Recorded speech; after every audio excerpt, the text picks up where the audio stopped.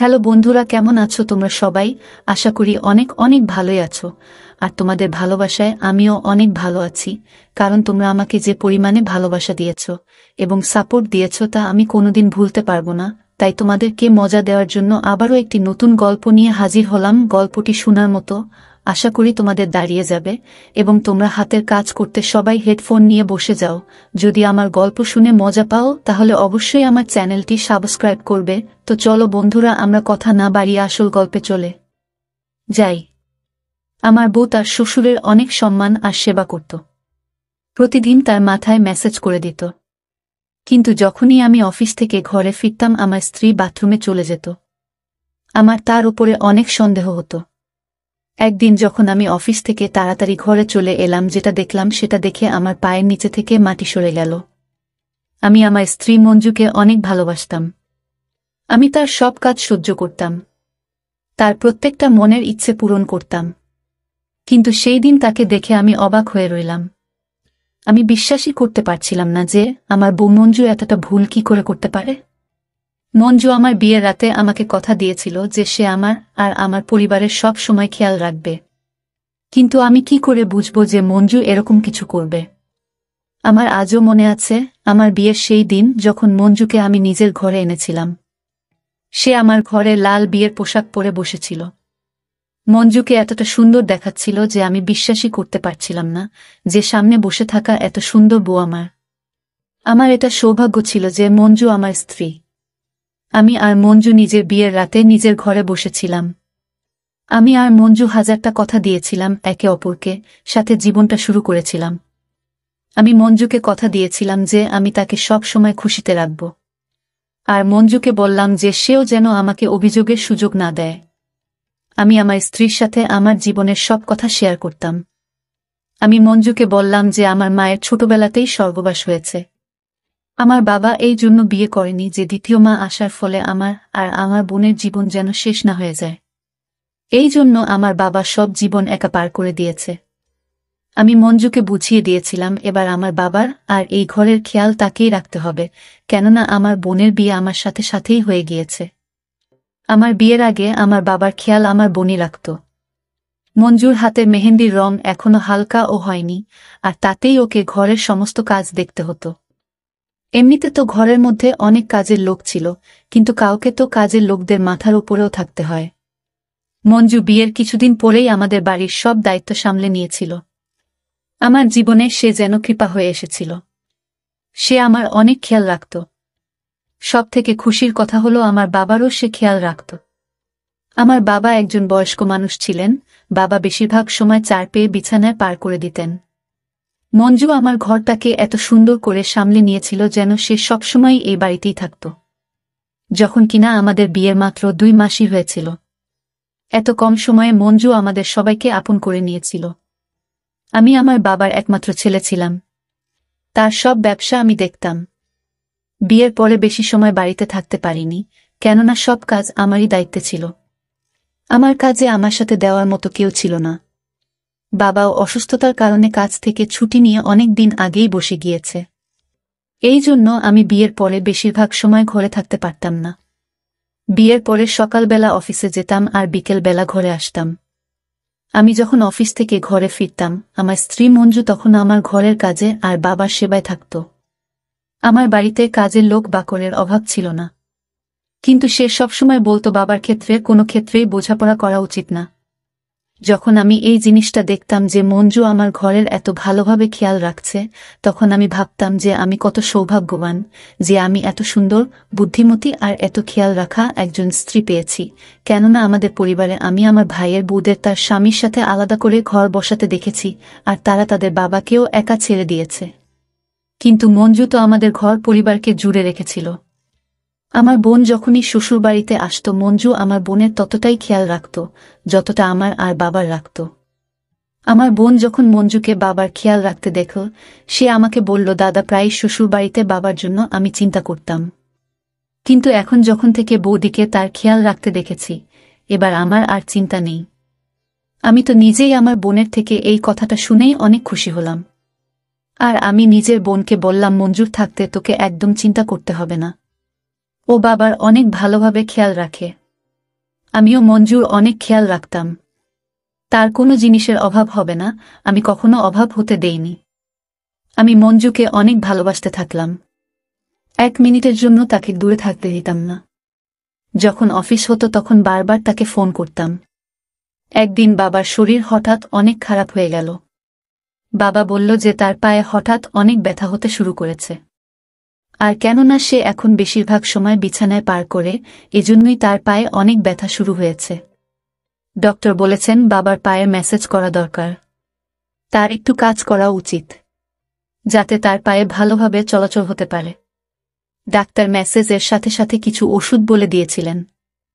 Doctor বলেছিলেন যে message করার সময় কোনো অবহেলা যেন না থাকে। আমি বাবার ওষুধপত্র মঞ্জুকে দিলাম। তাকে বললাম আমি তো অফিস থাকি, আর তাই সে যেন বাবার সম্পূর্ণ খেয়াল রাখে। আর প্রতিদিন কোনো না কোনো কাজের লোককে বলে নিজের সামনে তার পায়েতে যেন মেসেজ করিয়ে নেয়। এই কথার উত্তরে মঞ্জু যা বলল সেটা শুনে আমি তো অবাক হয়ে গেলাম। সে বলল, তোমার বাবা আমারও তো বাবা। আমি তার দায়িত্ব কোনো কাজের লোকের উপরে কি করে ছাড়তে পারি? বরং আমি নিজেই তার পায়ে মেসেজ করে দেব। আমি তো এই কথায় অনেক খুশি হয়ে গেলাম। আমি মঞ্জুর কপালে আদর দিলাম আর বললাম, আমাকে কখনো তুমি ছেড়ে দিও না। আমি তোমাকে অনেক ভালোবাসি।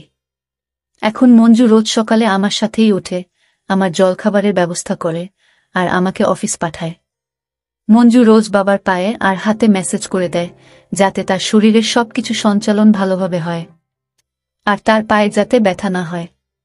আমি যখন রোজা অফিস থেকে ঘর আসি আর যখন বাবার সাথে তার ঘরে দেখা করতে যাই, তখন বাবা অনেক খুশি হয়ে আমাকে বলে যে মঞ্জু তার অনেক সেবা করে, সে তো মঞ্জুর প্রশংসা দিয়ে যেন সেতু সেতু বন্ধন করতে চায়। আমার বাবা মঞ্জুকে অনেক আশীর্বাদ করে। আমি সৌভাগ্যবান ছিলাম যে মঞ্জুর মতো বউ আমি পেয়েছি। ব্যাস, আমাদের জীবনে শুধুমাত্র একটাই অভাব ছিল যে 1 বছর হয়ে গেছিল আর আমাদের সন্তান হয়নি। যখন আমরা ডাক্তারকে দেখালাম, তখন ডাক্তার বলল আমার আর মঞ্জুর মধ্যে কোনো সমস্যা নেই। আমি চিন্তায় ছিলাম যে যদি কোনো সমস্যাই না থাকে তাহলে আমাদের সন্তান কেন হচ্ছে না। যে কোনো মেয়ে যখন দেখে যে তার মা হতে দেরি হচ্ছে তখন সে চিন্তায় পড়ে যায়। কিন্তু আমি বুঝতেই পারছিলাম না যে মঞ্জু এই ব্যাপারে কেন কোনো চিন্তা করছিল না। আমার মনে হয় মঞ্জু বেশি ধৈর্যবর্তী মেয়ে। এজন্যই সে সহ্য করেছিল আর এজন্যই সে চিন্তাও করত না। অন্যান্য বিষয়ের মতো মঞ্জুর এই কথাটাও আমাকে তার ভালোবাসায় পাগল করে তুলেছিল। মঞ্জু সুন্দরী আর বুদ্ধিমতী হবার সাথে সাথে একজন ধৈর্যশীল মেয়েও ছিল। একদিন আমার শরীর খারাপ ছিল, আমি তাই সেদিন ছুটি নিয়েছিলাম। আমি ভাবলাম জীবনে একটু রেস্ট নেওয়া দরকার। ওই দিন আমি বাড়িতেই ছিলাম। মঞ্জু ঘরের সব কাজ শেষ করে নিয়েছিল। মঞ্জু বাবার ঘরেই তাকে মেসেজ করে দিত। আমি ঘরে বসে চায়ের সাথে খবরের কাগজ পড়ছিলাম। মঞ্জু তখন আমাকে বলল, বাবার মেসেজের সময় হয়ে গেছে। আমি তাই মেসেজ করতে যাচ্ছি। আমি মঞ্জুকে বললাম যে, না, আজকের সময়টা আমার সাথে পার করো। কোনো কাজের লোককে বলে দাও বাবার মেসেজ করতে। মঞ্জু বলল সে নিজেই বাবার মালিশ করবে। আমি বললাম ঠিক আছে, তাহলে তুমি তাড়াতাড়ি এসো। আমি মঞ্জুর একটা অদ্ভুত ব্যাপার লক্ষ্য করেছিলাম। সে বাবার ঘর থেকে আসার পরে সাথে সাথে বাথরুমে চলে যেত। প্রথমে তো আমি ভাবতাম যে কখনো কখনো সে যায়, কিন্তু একবার নয় অনেকবার আমি এটা নোটিশ করেছিলাম যে মঞ্জু এরকমটাও করতে থাকে। আর বারবার সে ঘরে আসার পরে বাথরুমে চলে যায়। আমি ভাবতাম যে কেনই বা তেল দেওয়ার পরে বারবার হাত ধোবার জন্য সে বাথরুমে চলে যায়। এটা একদিনের কথা না, বরং মঞ্জু রোজই এরকম করত। আমার মনের মধ্যে একটা অদ্ভুত খেয়াল আসতে থাকল। একদিন আমার বোন এসেছিল। আমার বোন তার বাবার বাড়িতে কমই থাকত, কিন্তু এখন সে 2-3 দিনের জন্য এসেছিল। আমার বোনও মঞ্জুর এই ব্যাপারটা লক্ষ্য করেছিল যে বাবার ঘরে মেসেজ করতে গিয়ে ঘরের বাইরে আসতে না আসতেই বাথরুমে ঢুকে যায় সে। আমার সন্দেহ যেন সত্যিতে পরিবর্তন হতে শুরু করেছিল। আমার মাথার মধ্যে এই কথাটা বসে গিয়েছিল যে কিছু তো নিশ্চয়ই আছে। এই কথাটা আমার বোনও নোট করেছিল। এবার আমার এটাই জানতে বাকি ছিল যে আসলে আমার বউ মঞ্জু আমার বাবার ঘরে কি এমন করে। কেননা এটা যদি একদিনের কথা হতো তাহলে কোনো বিষয় ছিল না। আমি একদিন মঞ্জুকে ফোনে কথা বলতে শুনলাম। তার কথা বলার ধরন বলছিল যে সে তার বাড়িতে কারোর সাথে কথা বলছিল না। আমি ভাবলাম পরের বার ইচ্ছাকৃতভাবে বলবো যে আমার সাথেও কথা বলিয়ে দাও। ও এবারে ঘরে চলে এসেছে। যখন মঞ্জু ফোনে কথা বলছিল তখন আমি তাকে বললাম, মঞ্জু, আমাকেও তোমার বাড়ির লোকের সাথে কথা বলিয়ে দাও। তখন মঞ্জু হঠাৎ করে অবাক হয়ে গেল আর বলতে থাকল, মায়ের ফোন তো বিচ্ছিন্ন হয়ে গেছে। এরপরে যখন আসবে তখন কথা বলিয়ে দেব। আমার এই কথাটাতেও সন্দেহ হল। আজকাল ওর প্রতিটা কথায় আমার সন্দেহ হয়। এবার আমি মঞ্জুর এই ফোনের বিষয়টা জানার জন্য ছিলাম। একদিন আমি ইচ্ছা করে মঞ্জুকে বলে গেলাম যে রাতে অফিস থেকে দেরি করে আসব।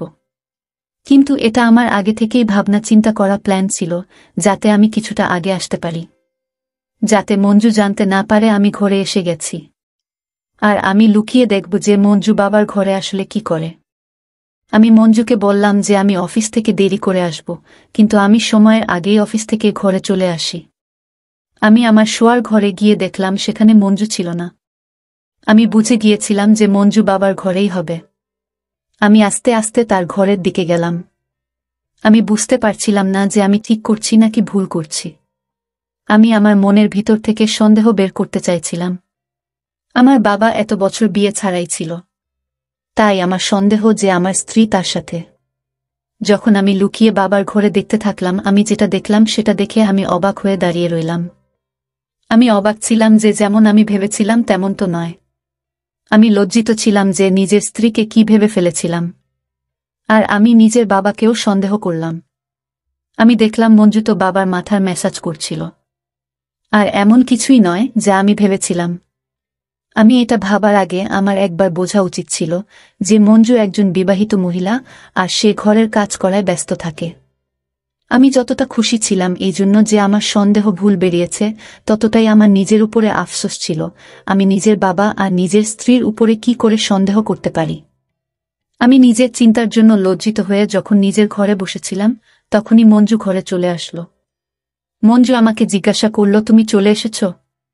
তখন আমি বললাম, হ্যাঁ, আমার আসার কথা তো ছিল দেরি করে, কিন্তু আমার শরীরটা ভালো নেই, সেজন্য তাড়াতাড়ি চলে এসেছি।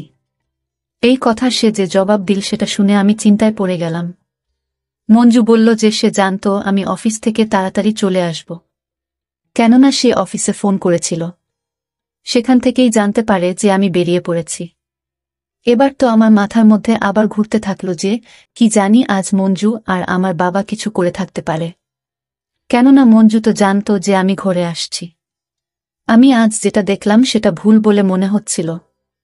আমার মনে হচ্ছিল এখনো আমাকে সত্যিটা লুকানো হচ্ছে। আমি এবার সিদ্ধান্ত নিয়েছিলাম যে এই ব্যাপারটার পিছনের সত্যিটা আমি জেনেই ছাড়ব যে মঞ্জু আর বাবা ঘরে কি এমন করে আর আমার থেকে লোকায়। আমার মনটা আর মাথাটা তো এবার চিন্তায় অস্থির হয়ে যাচ্ছিল। এইবার তো আমি চাইছিলাম যেভাবেই হোক সত্যিটা আমাকে জানতেই হবে। আমি ঠিক করে নিয়েছিলাম যে সত্যিটা থেকে আমি এবার জেনেই ছাড়ব, যাতে অন্তত পক্ষে আমার মনটা শান্তি পায়। একদিন আমি মঞ্জুকে বলিনি আর তাড়াতাড়ি অফিস থেকে বাড়ি চলে এসেছি। যখন আমি ঘরে এলাম তখন মঞ্জু ঘরে ছিল না। আমি কাজের লোককে জিজ্ঞেস করলাম, সে বলল যে সে বাবার ঘরে আছে। আর আমি এই সুযোগটারই অপেক্ষা করছিলাম যে যেই মঞ্জু মেসেজের জন্য বাবার কাছে যাবে, আমিও দেখব যে সত্যিকারের কি হয় সেখানে। আমি নিজের বাবার ঘরের দিকে পা বাড়ালাম। আমি বাবার ঘরের দিকে যাচ্ছিলাম এটা ভেবে যে আমার মাথায় যে সন্দেহ আছে সেটা সত্যি না হয়ে যায়। আমি বাবার ঘরের দিকে গেলাম। আমি যা দেখলাম সেটা দেখে আমার পায়ের তলা থেকে মাটি সরে গেল। আমি ভাবতেও পারিনি যে মঞ্জু এমন করতে পারে। যে মেয়েটাকে আমি এত ভালোবাসতাম, যার মাথায় নিজের ভালোবাসার মুকুট পরালাম, সে আমাকে এভাবে ধোঁকা দিল। আমার এমন মনে হচ্ছিল যেন আমি আর দাঁড়িয়ে থাকার শক্তি পাচ্ছি না। আমি দেখলাম বাবার ঘরে মঞ্জু আর একটা ছেলে দাঁড়িয়েছিল। আর মঞ্জু আমার বাবাকে দিয়ে কোনো কাগজে সাইন করাচ্ছিল। আমি তো এখানে নিজের সন্দেহ দূর করতে এসেছিলাম, কিন্তু এখানে এসে তো আমি চিন্তার মধ্যে ফেঁসে গেলাম। আমি তো বুঝতেই পারছিলাম না যে হচ্ছেটা কি। মঞ্জু কি করছে আর তার পাশে দাঁড়িয়ে থাকা ছেলেটা কে? শুধুমাত্র আমি এটাই দেখছিলাম যে আমার বাবা জ্ঞান হারিয়ে থাকা অবস্থায় কাগজে সাইন করছিল। আমি এই ব্যাপারটার পরোয়া করিনি, শুধুমাত্র ভয় এইটুকু ছিল যে এমন কিছু না ঘটে যার জন্য আমাকে ওর থেকে দূরে যেতে হয়। কেননা আমি ওকে অনেক ভালোবাসি, আমি ওর থেকে দূরে যেতে চাইতাম না। যে ব্যাপারটার ভয় ছিল সেটাই হলো। আমি মঞ্জুকে কিছু বলতে শুনলাম, যেটা আমাকে অর্ধেকটা শেষ করে দিয়েছে। মঞ্জু আর ওই ছেলেটি এই ব্যাপারটা জানত না যে আমি দাঁড়িয়ে আছি সেখানে। মঞ্জু ওই ছেলেটিকে বলল, তাড়াতাড়ি এই বয়স্ক লোকটার থেকে সাইন নিয়ে নাও, আমি নিজের জিনিসপত্র বেঁধে নিয়েছি। আমার স্বামী আসার আগেই আমাকে এখান থেকে বেরোতে হবে। আমি এখনো বুঝতে পারছি না যে আমার ঘরে এসব কি হচ্ছে। আমার মাথা শেষ হয়ে যাওয়ার আগেই আমি দৌড়ে গিয়ে মঞ্জুর শরীরে হাত দিলাম, আর তার হাত দুইটা ধরে নাড়িয়ে তাকে বললাম যে, মঞ্জু তুমি এটা কি করছো? আমি মঞ্জুকে জিজ্ঞেস করলাম, তুমি কি আমাকে ধোঁকা দিচ্ছ? মঞ্জু অদ্ভুতভাবে তাকিয়ে আমাকে জিজ্ঞেস করল, অফিস থেকে তুমি এত তাড়াতাড়ি কি করে চলে এলে? আমি মঞ্জুকে জিজ্ঞেস করলাম, আমি যা জিজ্ঞেস করছি তার উত্তর দাও। মঞ্জু আমার কথায় চুপ করেছিল। আমি মঞ্জুকে ছেড়ে ওই ছেলেটার পোশাকটা ধরলাম। মঞ্জু আমাকে বারবার বলতে থাকলো যে ওকে ছেড়ে দাও। আমি ছেলেটিকে পুলিশের হুমকি দিতে থাকলাম আর বললাম যে, সত্যি বলো এখানে কি করতে এসেছ, না হলে পুলিশকে ধরিয়ে দেব তোমার। আমার এই কথায় ছেলেটা ভয়ে বলতে থাকলো যে সে মঞ্জুকে ভালোবাসে, আর তারা দুইজন বিয়ের আগে থেকে একে অপরকে ভালোবাসত। মঞ্জুর পরিবার তার বিয়ে ওই ছেলেটির পরিবর্তে আমার সাথে দিয়ে দেন। যখন মঞ্জু জানতে পারল যে তার বিয়ে একটা বড়লোক বাড়ির ছেলের সাথে হতে যাচ্ছে, মঞ্জু তার প্রেমিকের সাথে মিলে একটা প্ল্যান বানালো যে বিয়ের পরে আমার সব সম্পত্তি আর টাকা পয়সা ঘর থেকে নিয়ে তারা পালিয়ে যাবে। কেননা তার ভালোবাসার মানুষটি অনেক গরিব ছিল। সে আমাকে বিয়ে করে আমার সম্পত্তি লুটপাট করতে চেয়েছিল, আর এটাই ওর প্ল্যান ছিল। যার জন্য মঞ্জু আমাকে ধোঁকা দিল। সে একটা কথাতেই মঞ্জুর সব রহস্য খুলে দিল। এবার আমি বুঝতে পারলাম যে মঞ্জু আমার বাবার ঘরে কেন যেতে চাইত। সে জানত যে আমার সব সম্পত্তি আমার বাবার নামে আছে। সে বাবার কাছে এই জন্য থাকত যাতে সে সুযোগ পেয়ে তাকে জ্ঞান হারিয়ে তার সব সম্পত্তি আর কাগজে সই করাতে পারে। এবার আমি বুঝলাম যে মঞ্জুর কেন কোনো সন্তান হচ্ছিল না, আর কেন তার এই বিষয়ে কোনো চিন্তা ছিল না। মঞ্জু চাইতো নিজের ভালোবাসার মানুষের সাথে পালিয়ে যায়, আর যেন তার সাথেই জীবন পার করে। মঞ্জু সম্পত্তি আর নিজের ভালোবাসার মানুষের জন্য নিজের সুন্দর সংসারকে খারাপ করে নিল। এবার আমি বুঝলাম যে মঞ্জু কার সাথে ফোনে কথা বলতো। আমিই বোকা ছিলাম যে তাকে এত বিশ্বাস করেছিলাম। মঞ্জু সেই দিন বাবাকে জ্ঞান হারানোর ওষুধ খাইয়েছিল, যার জন্য সে জ্ঞান হারিয়ে গিয়েছিল। যদি আমি সঠিক সময়ে না আসতাম, তাহলে মঞ্জু না শুধু আমাকে ধোঁকা দিত, বরং আমার সব সম্পত্তি সে নিয়ে পালিয়ে যেত। আমি পুলিশকে ফোন করলাম। মঞ্জু আমার পায়ে পড়ে আমার থেকে ক্ষমা চাইল, কিন্তু আমি তাকে ক্ষমা করিনি। সে আমার বিশ্বাস ভেঙেছিল, সে আমাকে শেষ করে দিয়েছিল। আমি মঞ্জুকে মন থেকে ভালোবেসেছিলাম, আর সে একটা দুদিনের ছেলের জন্য আমাকে ঠকালো। ওই ছেলেটার জন্য যাকে কিনা একটুখানি ধুমকি দিতেই সে মঞ্জুর সব রহস্য খুলে দিল।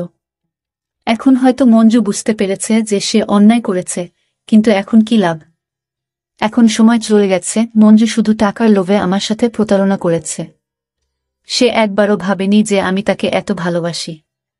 আমি তার প্রতিটি ইচ্ছা পূরণ করেছি, তবুও সে আমার সাথে এমন করেছে। মঞ্জু জেলে তার কর্মের জন্য শাস্তি ভোগ করছিল। মঞ্জুর বিশ্বাসঘাতকতার পরে আমি কোনো মেয়েকে বিশ্বাস করা বন্ধ করে দিয়েছিলাম। তখন আমার বোন বুঝিয়ে বলল, এই প্রতারক মেয়ের জন্য তুমি তোমার জীবন নষ্ট করো না। তুমি এখনো ছোট আছো, তোমার ভবিষ্যৎ জীবনের জন্য একজন মেয়ে খুঁজে বিয়ে করো। মঞ্জু চলে যাওয়ার পর আমি ডিপ্রেশনে চলে গিয়েছিলাম। আমার বোন এবং আমার বাবা আমাকে বুঝিয়ে বলল, এরপর আমিও আর মঞ্জুর চলে যাওয়ার কোনো টেনশন না নিয়ে অনেক ভালো একটা মেয়েকে বিয়ে করেছি। এখন আমাদের একটি ছেলে আছে। আমি আমার জীবনে অনেক সুখী। সব মানুষ এক নয়। জেল থেকে ছাড়া পেয়ে মঞ্জু অনেকবার আমার সাথে কথা বলার চেষ্টা করেছিল, কিন্তু আমি সেই প্রতারক মহিলার ছায়াও দেখতে চাই না। বন্ধুরা, আজকের ভিডিওটা এখানেই শেষ করলাম। অনেক কষ্ট করে ভিডিওটি আপনাদের জন্য বানিয়েছি। যদি ভিডিওটি আপনাদের ভালো লেগে থাকে তাহলে একটা লাইক করবেন এবং চ্যানেলটি অবশ্যই সাবস্ক্রাইব করবেন। এই আশা ব্যক্ত রেখে আপনাদের কাছ থেকে বিদায় নিচ্ছি আমি। দেখা হবে আগামীকালের নতুন কোনো ভিডিওতে। সে পর্যন্ত সবাই ভালো থাকুন, সুস্থ থাকুন। ধন্যবাদ।